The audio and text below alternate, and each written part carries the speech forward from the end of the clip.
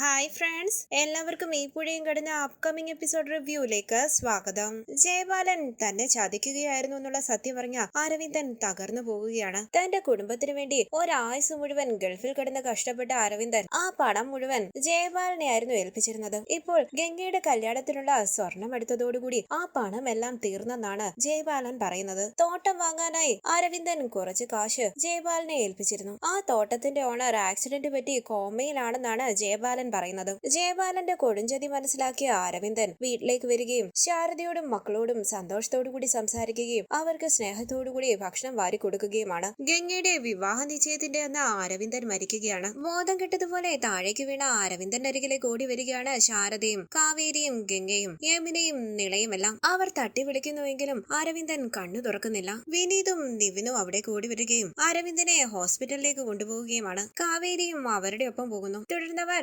അരവിന്ദനെ ഹോസ്പിറ്റലിൽ എത്തിക്കുകയാണ്. പരിശോധിച്ചു നോക്കിയിട്ട് ഡോക്ടർ പറയുന്നു, ഇയാൾ മരിച്ചു കഴിഞ്ഞിരിക്കുന്നു. I am really sorry. ഇത് കേട്ട് തകർന്നു നിൽക്കുകയാണ് കാവേരിയും വിനീതും. നിവിൻ ടെൻഷനോടുകൂടി അവരെ നോക്കുന്നു. തുടർന്ന് വീട്ടിലേക്ക് വന്ന കാവേരി പൊട്ടിക്കരയുമ്പോൾ കാര്യം അന്വേഷിക്കുകയാണ് ശാരദ. അമ്മയെന്ന് ഉറക്കെ വിളിച്ച് കരയുകയാണ് കാവേരി. ശാരദ ചോദിക്കുന്നു, എന്ത് പറ്റിയടി, നീ കാര്യം പറ, അച്ഛൻ എന്താ പറ്റിയത്? ഈ സമയം അരവിന്ദന്റെ ബോഡി ആംബുലൻസിൽ നിന്ന് ഇറക്കുകയാണ്. അത് കണ്ട് എല്ലാവരും ഞെട്ടി പൊട്ടിക്കരയുകയാണ്. തുടർന്ന് അരവിന്ദന്റെ വീട്ടിലേക്ക് വന്ന വിശാൽ വിഷമത്തോടുകൂടി ജയബാലന്റെ ഫോണിലേക്ക് വിളിച്ച് അരവിന്ദൻ മരിച്ച കാര്യം അറിയിക്കുകയാണ്. ഞെട്ടി ജയബാലൻ ചോദിക്കുന്നു, അരവിന്ദനോ, നീ എന്താണ് ഈ പറയുന്നത്? വിശാൽ പറയുന്നു, ഹാർട്ട് അറ്റാക്ക്, ബോഡി വീട്ടിൽ കൊണ്ടുവന്നിട്ടുണ്ട്, അച്ഛൻ ഉടനെ വരണം, ഞാനും അമ്മയും ഇവിടെയുണ്ട്. ഇത് കേട്ട് ഫോൺ കട്ട് ചെയ്ത് പൊട്ടിക്കരയുകയാണ് ജയബാലൻ. തുടർന്ന് അരവിന്ദന്റെ വീട്ടിലേക്ക് വന്ന ജയബാലൻ എടാ അരവിന്ദ എന്ന് വിളിച്ച് ഉറക്കെ പൊട്ടിക്കരയുകയാണ്. അരവിന്ദന്റെ ബോഡി കെട്ടിപ്പിടിച്ചു കരയുകയാണ് ജയബാലൻ. ശാരദ പറയുന്നു, പ്രിയപ്പെട്ട കൂട്ടുകാരനായിട്ടും ഒരു വാക്ക് പോലും പറയാതെ പോയല്ലോ. തുടർന്ന് റൂമിലേക്ക് വന്ന ഗംഗ പൊട്ടിക്കരയുമ്പോൾ വാതിലിന്റെ അരികിലേക്ക് വന്ന വിനീത് ഗംഗയുടെ കരച്ചിൽ കണ്ട് സഹിക്കാനാകാതെ നിൽക്കുകയാണ്. കരഞ്ഞുകൊണ്ട് ഗംഗേച്ചിന്ന് വിളിച്ച് അരികിലേക്ക് വന്ന കാവേരി ഗംഗയെ ആശ്വസിപ്പിക്കാൻ ശ്രമിക്കുമ്പോൾ ഗംഗ പറയുന്നു, എനിക്ക് കല്യാണം വേണ്ട കാവേരി, എനിക്ക് എന്റെ അച്ഛനെ മതി. എനിക്ക് കല്യാണവും വേണ്ട, നിശ്ചയവും വേണ്ട, ഒന്നും വേണ്ട, എനിക്ക് എന്റെ അച്ഛനെ മാത്രം മതി. എന്റെ കല്യാണം നടത്താൻ വേണ്ടി അച്ഛൻ ഒരുപാട് കഷ്ടപ്പെട്ടു. ആ ടെൻഷനിലായിരിക്കും അച്ഛന് ഹാർട്ട് അറ്റാക്ക് വന്നത്. ഞാനാ കാരണം. കാവേരി പറയുന്നു, അച്ഛൻ ഇന്ന് ഉണ്ടായിരുന്നെങ്കിൽ ഒരുപാട് സന്തോഷിച്ചേനെ. ഗംഗേച്ചിയുടെ വിവാഹ നിശ്ചയം നടക്കേണ്ടതാ ഇപ്പോൾ. അങ്ങനെ ഗംഗയെ കെട്ടിപ്പിടിച്ച് കരയുകയാണ് കാവേരി. ഇത് കണ്ട് പൊട്ടിക്കരഞ്ഞ അവിടെ നിന്ന് പോവുകയാണ് വിനീത്. തുടർന്ന് പൊട്ടിക്കരഞ്ഞ വീട്ടിലേക്ക് ഓടി വന്ന വിനീത് സുജാതയോടും ഗീതയോടും അരവിന്ദന്റെ മരണത്തെക്കുറിച്ച് പറയുകയാണ്. ഞെട്ടി പൊട്ടിക്കരഞ്ഞ് ഏട്ടാന്ന് വിളിച്ച് കരഞ്ഞുകൊണ്ട് ഓടിപ്പോവുകയാണ് സുജാത. പിന്നാലെ ഗീതയും വിനീതും ഓടിപ്പോകുന്നു. അരവിന്ദന്റെ ബോഡിയുടെ അരികിലേക്ക് വന്ന സുജാതയും ഗീതയും പൊട്ടിക്കരയുകയാണ്. തുടർന്ന് തകർന്നു നിൽക്കുന്ന വിനീതിനെ ആശ്വസിപ്പിക്കാനായി ശ്രമിക്കുകയാണ് നിവിൻ. കുറച്ച് ക്യാഷ് എടുത്ത് കരഞ്ഞുകൊണ്ട് ജയബാലന്റെ അരികിലേക്ക് വന്ന കാവേരി ചോദിക്കുന്നു, അച്ഛന്റെ ചടങ്ങുകളെല്ലാം ചെയ്യാൻ വേണ്ടി എത്ര രൂപയാകും? അച്ഛന്റെ പോക്കറ്റിലുണ്ടായിരുന്ന ക്യാഷ് കൊണ്ട് ഹോസ്പിറ്റൽ ബില്ല് കൊടുത്തു, ബാക്കിയുള്ള ക്യാഷാണിത്. പൊട്ടിക്കരഞ്ഞ ജയബാലൻ പറയുന്നു, നീ എന്ത് വർത്തമാനായി പറയുന്നത്? എന്റെ കൂട്ടുകാരനവന്, അവന്റെ ചടങ്ങുകളൊക്കെ ഞാൻ ചെയ്യില്ലേ? മോള് പോ. വിനീത് പറയുന്നു, കാവേരി ഞങ്ങൾ എല്ലാവരും ഉണ്ടല്ലോ, കരയാതെ ധൈര്യമായിട്ടിരിക്കുക. ജയബാലൻ പറയുന്നു, അവന്റെ ജീവൻ എപ്പോഴാ പോയതെന്ന് എനിക്കറിയില്ല, പക്ഷേ ആ സമയത്ത് പോലും അവൻ എന്നെ ഓർത്തു കാണും. അവന്റെ വിശ്വാസം ഞാൻ ഇല്ലാതാക്കില്ല മോളെ, ഞാനുണ്ട്. വിനീത് പറയുന്നു, ഈ വീട്ടിലെ ധൈര്യമുള്ള പെണ്ണ നീയാ. നീ തളർന്ന പിന്നെ മറ്റുള്ളവരൊക്കെ എന്ത് ചെയ്യും? തുടർന്ന് ഗംഗയെ വിവാഹം കഴിക്കാൻ പോകുന്ന പയ്യനും വീട്ടുകാരും അവിടേക്ക് വരികയാണ്. ജയബാലൻ അവരെയും കൂട്ടിക്കൊണ്ട് അരവിന്ദന്റെ ബോഡിയുടെ അരികിലേക്ക് വരികയാണ്. എല്ലാവരും വിഷമത്തോടുകൂടി നിൽക്കുന്നു. ജയബാലൻ പറയുന്നു, നമ്മുടെ ഗംഗയെ കല്യാണം കഴിക്കാൻ പോകുന്ന പയ്യനാ ഋഷി. ഇത് ഋഷിയുടെ വീട്ടുകാർ. ഗംഗ പൊട്ടിക്കരഞ്ഞ് ഋഷിയെ നോക്കുകയാണ്. ഋഷിയും വിഷമത്തോടുകൂടി ഗംഗയെ നോക്കുന്നു. സുജാത പറയുന്നു, ഏത് നേരത്തെ നിങ്ങൾക്ക് ഞങ്ങളുടെ വീട്ടിലെ പെണ്ണിനെ കെട്ടാമെന്ന് പറഞ്ഞത്? അതോടുകൂടി എന്റെ അരവിന്ദേട്ടൻ പോയി. ഇത് കേട്ട് വിഷമത്തോടുകൂടി മുഖത്തോട് മുഖം നോക്കുകയാണ് ഋഷിയും വീട്ടുകാരും. വിഷമത്തോടുകൂടി ഗംഗയൊന്ന് നോക്കിയിട്ട് ഋഷി അവിടെ വന്ന് പോകുമ്പോൾ നമുക്ക് പോകാന്ന് പറഞ്ഞ് ജയബാലൻ അവരെയും കൂട്ടി പിന്നാലെ പോവുകയാണ്. പൊട്ടിക്കരയുന്ന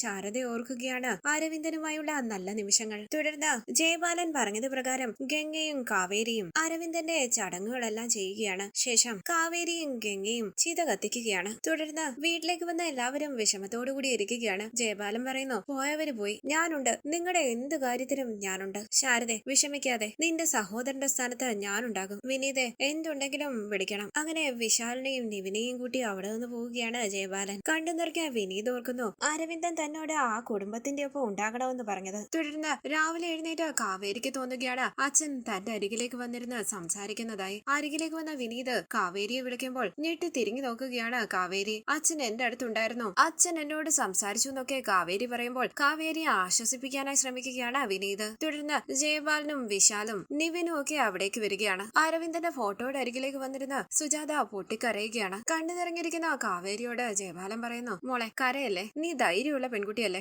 നീ വേണം ഈ കുടുംബത്തിന് താങ്ങും തണലുമായി നിൽക്കാൻ. നിന്റെ അച്ഛൻ നിന്നെ ആൺകുട്ടികളെ പോലെയാണ് വളർത്തിയത്, നീ കരയരുത്. ശാരദ പറയുന്നു, ഇനി എന്തിനാ ജീവിക്കുന്നതെന്ന് പോലും അറിയില്ല. ജയപാലൻ പറയുന്നു, അങ്ങനെ പറയല്ലേ, കുട്ടികളെ വളർത്തണം, അവരെ പഠിപ്പിക്കണം, കല്യാണം നടത്തണം, എന്തെല്ലാം ചുമതലകളുണ്ട് നിനക്ക്, നീ ധൈര്യമായിട്ടിരിക്കണം. ഈ സമയം ഋഷിയുടെ അച്ഛൻ അവിടേക്ക് വരികയാണ്.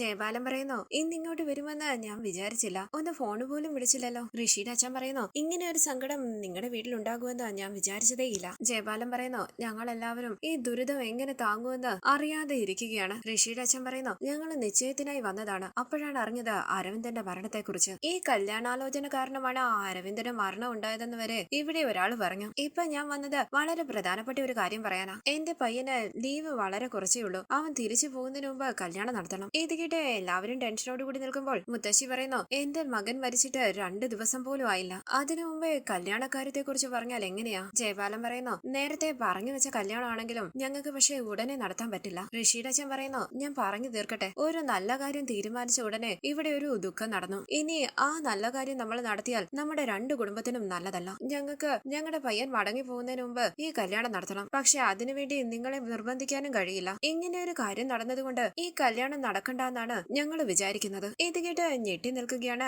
ഗംഗയും കാവേരിയും വിനീതും മറ്റെല്ലാവരും. ശാരദ കരയുമ്പോൾ ഋഷിയുടെ അച്ഛൻ പറയുന്നു, നടക്കാതെ പോയ നിശ്ചയം നടക്കാതെ തന്നെ ഇരിക്കട്ടെ. ഇത് കേട്ട് കണ്ണു നിറങ്ങി അകത്തേക്ക് പോവുകയാണ് ഗംഗ. ഇത് കണ്ട് വിഷമത്തോടുകൂടി വിനീത് ചോദിക്കുന്നു, സർ അതെങ്ങനെ ശരിയാകും? ഋഷിയുടെ അച്ഛൻ പറയുന്നു, നിങ്ങളെ അറിയിക്കാതെ വേറെ പെണ്ണിനെ നോക്കുന്നത് ശരിയല്ലല്ലോ. ഞങ്ങൾക്കും അധിക സമയമില്ല, അതുകൊണ്ടാണ് ഒരു ദുഃഖം നടന്ന വീട്ടിലേക്ക് വന്ന് ഇങ്ങനെ പറയേണ്ടി വന്നത്. നിങ്ങൾ ക്ഷമിക്കണം. കയ്യിൽ പിടിച്ച് ജയപാലൻ പറയുന്നു, നമുക്ക് സംസാരിക്കാം. ഇങ്ങനെ പെട്ടെന്ന് ഒരു തീരുമാനം എടുത്താൽ എങ്ങനാ? ഋഷിയുടെ അച്ഛൻ പറയുന്നു, ഇതിൽ സംസാരിക്കാനായിട്ടൊന്നുമില്ല, ഞാൻ ഇറങ്ങുക. ശരി എന്ന് പറഞ്ഞ് ഋഷിയുടെ അച്ഛൻ അവിടെ നിന്ന് പോവുകയാണ്. പൊട്ടിക്കരഞ്ഞ് ശാരദ പറയുന്നു, ഇങ്ങനെ അടിയുടെ മേൽ അടിയടിച്ചാൽ ഞങ്ങൾ എന്ത് ചെയ്യും? മുത്തശ്ശി പറയുന്നു, നമ്മുടെ പയ്യൻ വിനീത് ഉണ്ടായിട്ടും പുറത്തുനിന്ന് മറ്റൊരു പയ്യനെ അന്വേഷിച്ച് കണ്ടുപിടിച്ചതല്ലേ, ഞാൻ അന്നേ വേണ്ടാന്ന് പറഞ്ഞതാ, നിങ്ങൾ കേട്ടില്ല. പുറത്തുനിന്നുള്ളവരെന്നും പുറത്തുനിന്നുള്ളവര് തന്നെയാ. തുടർന്ന് ഋഷിയുടെ അച്ഛൻ കാറിലേക്ക് കയറാനായി തുടങ്ങുമ്പോൾ അരികിലേക്ക് ഓടിച്ചെന്ന വിനീത് പറയുന്നു, സർ ഞാൻ പറയുന്നതൊന്ന് കേൾക്ക്. അരവിന്ദൻ എന്റെ അമ്മാവനാ. പുറത്തേക്ക് ഇറങ്ങി വന്ന കാവേരിയും ഗംഗയും വിനീതിനെ ശ്രദ്ധിക്കുകയാണ്. വിനീത് പറയുന്നു, നിങ്ങള് പെണ്ണ് കാണാൻ വന്നപ്പോൾ ഞാൻ ഇവിടെ ഇല്ലായിരുന്നു, അതുകൊണ്ടാ നിങ്ങൾക്ക് എന്നെ അറിയാത്തത്. പെട്ടെന്ന് ഈ കല്യാണം വേണ്ടാന്ന് പറഞ്ഞാൽ ഞങ്ങൾ എന്ത് ചെയ്യും? ഋഷിയുടെ അച്ഛൻ പറയുന്നു, പിന്നെ ഞങ്ങൾ എന്താ പറയേണ്ടത്? ഞങ്ങൾക്ക് ഈ കല്യാണത്തിന് താല്പര്യമില്ല, ഇത് ഇവിടെ വന്ന് പറയേണ്ട കാര്യമില്ല, ഫോണിലൂടെ പറഞ്ഞാൽ മതിയായിരുന്നു. വിനീത് പറയുന്നു, നിശ്ചയം വരെ ആയിട്ട് കല്യാണം മുടങ്ങിപ്പോയാൽ നല്ലതാകില്ല. ഋഷിയുടെ അച്ഛൻ പറയുന്നു, പെണ്ണിന് അച്ഛനില്ല, ആര് മുന്നിൽ നിന്ന് കല്യാണം നടത്തും? വിനീത് പറയുകയാണ്, ഞങ്ങളുണ്ട് സർ, ഞങ്ങൾ നടത്തും കല്യാണം. ഋഷിയുടെ അച്ഛൻ പറയുകയാണ്, അരവിന്ദൻ തരാമെന്ന് പറഞ്ഞ സ്ത്രീധനമെല്ലാം ആര് തരും? നീ തരുമോ? അതൊന്നും ശരിയാകില്ല, ഈ സംസാരം ഇവിടെ അവസാനിപ്പിക്കുക, ഞാൻ പോവാണെന്ന് പറഞ്ഞ് ഋഷിയുടെ അച്ഛൻ കാറിൽ കയറി അവിടെ നിന്ന് പോവുകയാണ്. വിനീത് ഉറക്കെ പറയുന്നു, സാർ ഒന്ന് ആലോചിച്ച് പറയണേ. അങ്ങനെ വളരെ വിഷമത്തോടു കൂടി വിനീത് അകത്തേക്ക് പോകുമ്പോൾ ഗംഗയും കാവേരിയും മുഖത്തോട് മുഖം നോക്കുകയാണ്. ഇങ്ങോട്ടേക്ക് തിരിയുന്ന വിനീത് അവരെ കാണുകയും അരികിലേക്ക് വന്ന വിനീത് പറയുന്നു, വിഷമിക്കല്ലേ ഗംഗ, അവര് പോകുന്നെങ്കിൽ പോട്ടെ, നമുക്ക് മറ്റൊരു നല്ല പയ്യനെ കണ്ടുപിടിക്കാം. നീ ആഗ്രഹിച്ചതുപോലെ ഗൾഫിലുള്ള അമ്മാവൻ ആഗ്രഹിച്ചതുപോലെ നല്ലൊരു പയ്യനെ തന്നെ കണ്ടെത്താം. ഗംഗ വിഷമത്തോടു കൂടി അകത്തേക്ക് പോകുമ്പോൾ വിനീത് പറയുകയാണ്, നിശ്ചയം വരെ വന്നിട്ട് കല്യാണം മുടങ്ങിപ്പോയതില് ഗംഗ അപ്സെറ്റ് ആയിട്ടുണ്ട്. കാവേരി പറയുന്നു, അങ്ങനെയൊന്നുമില്ല വിനീതേട്ടാ, ഗംഗേച്ചി ഇപ്പം അതിനെപ്പറ്റി ഒന്നും ചിന്തിക്കുന്ന അവസ്ഥയിലല്ല, കല്യാണം വേണ്ട, അച്ഛൻ തിരിച്ചു വന്നാ മതിയെന്നാ ഗംഗേച്ചി പറയുന്നത്. ഒരു പ്രശ്നം വന്നപ്പോൾ വിട്ടിട്ട് പോയാ ഇങ്ങനത്തെ ബന്ധമൊന്നും നമുക്ക് വേണ്ട, ഇങ്ങനെയുള്ള ബന്ധങ്ങളൊക്കെ വേണ്ടാന്ന് വെച്ച് പോകുന്നത് തന്നെയാണ് നല്ലത്. പോട്ട് വിനീതേട്ടാ, അതാ നമുക്ക് നല്ലത്. തുടർന്ന് കരഞ്ഞുകൊണ്ട് ശാരദയുടെ അരികിലേക്ക് വന്ന കയ്യിൽ പിടിച്ച് സുജാത പറയുന്നു, വിഷമിക്കരുതേ ശാരദേ, നിന്റെ കൂടെ ഞങ്ങൾ എല്ലാവരും ഇല്ലേ, ഞങ്ങൾ ഇവിടെ അടുത്ത് തന്നെ ഇല്ലേ, ഒന്ന് വിളിച്ചാൽ ഓടി വരും, നീ തനിച്ചാണെന്ന് വിചാരിക്കരുത്. വിനീതിന്റെ അച്ഛൻ പോയപ്പോൾ ഇതേ വാക്കുകൾ തന്നെയാ അരവിന്ദേട്ടൻ എന്നോട് പറഞ്ഞത്. ശാരദേ വിഷമിക്കരുത്, എന്തുണ്ടെങ്കിലും എന്നെ വിളിക്കണം. ശരി, മക്കൾക്ക് വേണ്ടി ജീവിക്കണമെന്ന് പറഞ്ഞ് കരഞ്ഞ് ശാരദയെ കെട്ടിപ്പിടിച്ച് സുജാത അവിടെ നിന്ന് പോവുകയാണ്. വിഷമത്തോടുകൂടി ശാരദയുടെ കയ്യിലൊന്ന് പിടിച്ചിട്ട് ഗീതയും പിന്നാലെ പോകുന്നു. തുടർന്ന് അടുക്കളയിൽ കരഞ്ഞോണ്ട് നിൽക്കുന്ന ഗംഗയുടെ അരികിലേക്ക് വന്ന വിനീത് പറയുന്നു, ഗംഗ, ചെറുക്കന്റെ വീട്ടുകാര് വേണ്ടാന്ന് വെച്ചതോർത്ത് വിഷമിക്കരുത്, കുറച്ചുനാൾ കഴിയട്ടെ, നല്ലൊരു പയ്യനെ, നിനക്ക് ഇഷ്ടപ്പെടുന്നത് പോലെ ഒരു പയ്യനെ നമുക്ക് കണ്ടെത്താം, നിനക്ക് വേണ്ടി ഉറപ്പായും ഞാൻ കണ്ടെത്തും. ഇത് കേട്ട് കണ്ണു നിറഞ്ഞ വിനീതിനെ നോക്കുകയാണ് ഗംഗ. തുടർന്ന് എല്ലാവർക്കും ഭക്ഷണം കൊണ്ടു കൊടുക്കുകയാണ് ഗംഗ. വിനീത് അവരെ നിർബന്ധിച്ച് കഴിപ്പിക്കുമ്പോൾ ഗംഗ വിനീതിന്റെ അരികിലേക്ക് വന്നിട്ട് പറയുന്നു, ഞങ്ങളുടെ ഒപ്പം ചേർന്ന് വിനീതേട്ടനും പട്ടിണി കിടക്കുകയല്ലേ, കഴിക്ക്. ഇത് കേട്ട് വിനീത് ഗംഗയുടെ കയ്യിൽ നിന്നും ഭക്ഷണം വാങ്ങിച്ച് വിഷമത്തോടുകൂടി കഴിക്കുകയാണ്. ഈ സീരിയലിന്റെ കൂടുതൽ പുതിയ വീഡിയോകൾക്കായി ചാനൽ സബ്സ്ക്രൈബ് ചെയ്ത് സപ്പോർട്ട് ചെയ്യണേ. Thank you for watching.